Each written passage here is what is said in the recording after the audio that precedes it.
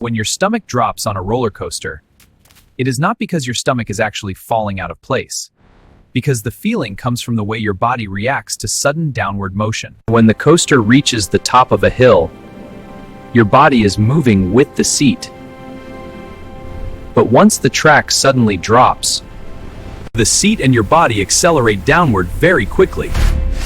For a brief moment, your organs and the fluid inside your abdomen do not shift downward at the exact same speed, so they feel like they are lagging slightly behind. This creates a strange stretching and lifting sensation inside your belly because the tissues holding your organs in place are being pulled in a different direction. At the same time, stretch sensors and nerves inside your abdomen start sending unusual signals to your brain. And your brain combines those signals with the feeling of weightlessness, the sudden visual drop, and the fear response from the ride. So the sensation feels much stronger than just movement alone. Your body may also release adrenaline, which makes your heart beat faster, tightens your muscles, and makes the drop feel even more intense.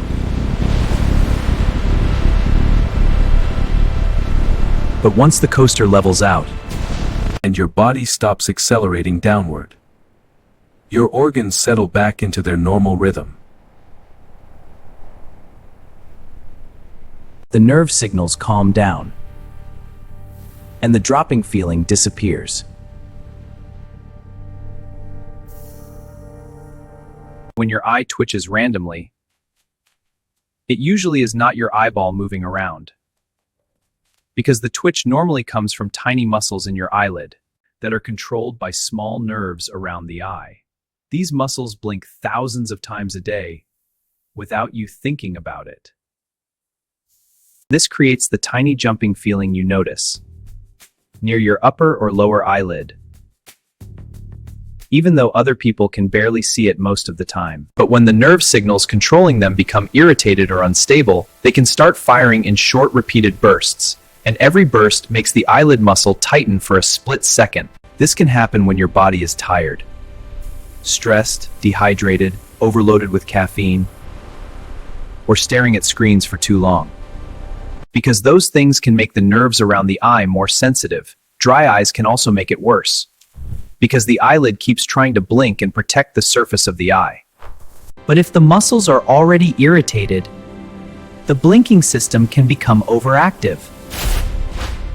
So instead of one normal blink, you get tiny repeated contractions that feel like a flutter under the skin. And because the skin around your eye is thin and packed with nerves, even a very small movement can feel much larger than it actually is. The twitch usually keeps repeating for a few seconds or minutes because the nerve is still sending messy signals. But once your body calms down, your eyes rest. The surface becomes less dry, or the nerve stops misfiring. The eyelid muscle relaxes, and the twitch disappears on its own. When one side of your nose gets blocked, it does not always mean that nostril is stuffed with mucus, because your nose naturally switches airflow from side to side throughout the day. Inside each nostril, there are soft, swollen tissues filled with tiny blood vessels, and your nervous system controls how much those vessels expand or shrink. When the vessels on one side fill with more blood, that tissue becomes puffier, and the airway on that side gets narrower, so less air can pass through. But at the same time, the tissue in the other nostril usually shrinks down a little, which opens that side more. This back and forth pattern is called the nasal cycle. and it helps give each side of your nose time to rest, while still keeping air moving.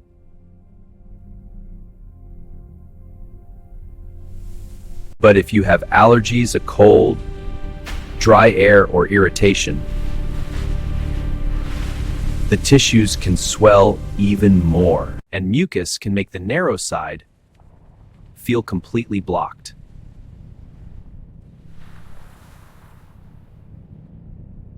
Your brain notices the side with less airflow more strongly because breathing feels uneven. So it feels like only one nostril is working. But after a few hours, the cycle can switch. The swollen side relaxes. The other side becomes narrower, and the blocked feeling moves or fades. When your fingers prune faster than your arms, it is not just because your fingers are soaking up more water, because the skin on your fingertips is built differently from most of the skin on your body. The outer layer there is thicker and filled with tiny ridges that help you grip things. So when your fingers stay underwater, this outer layer can absorb water and swell more noticeably.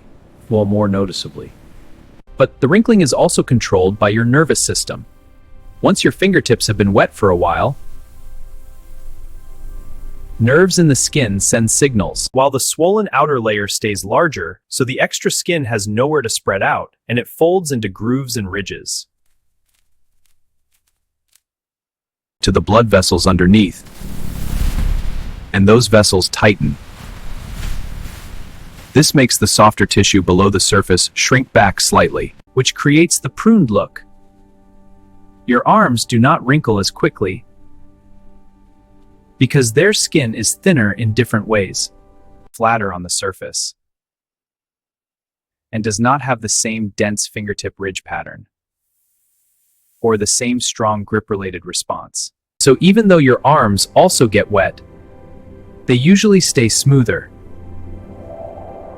While your fingertips and toes wrinkle first, but once your skin dries, the blood vessels relax.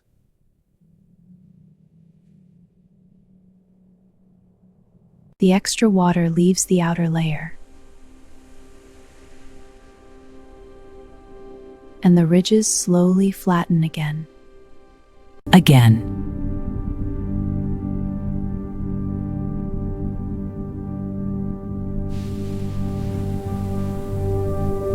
When your teeth chatter in the cold, it is not really your teeth trying to move on their own. Because the reaction actually starts when temperature sensors in your skin notice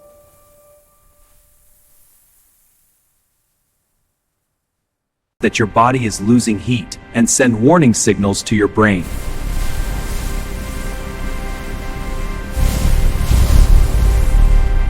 Your brain then tells your muscles to start shivering.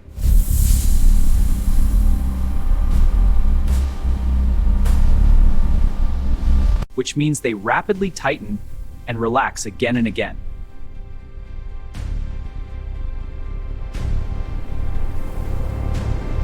To create extra warmth, but the muscles around your jaw are also part of this response.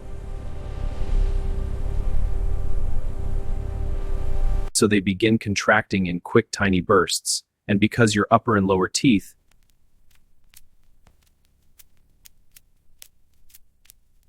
are sitting so close together, every small jaw movement makes them tap against each other.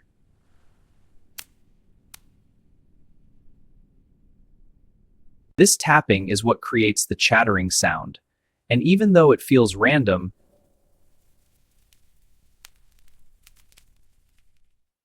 it is basically your body using fast muscle movement to make heat.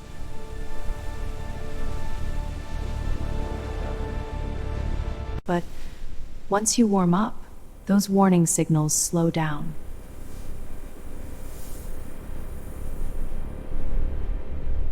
Your jaw muscles relax, and the chattering stops.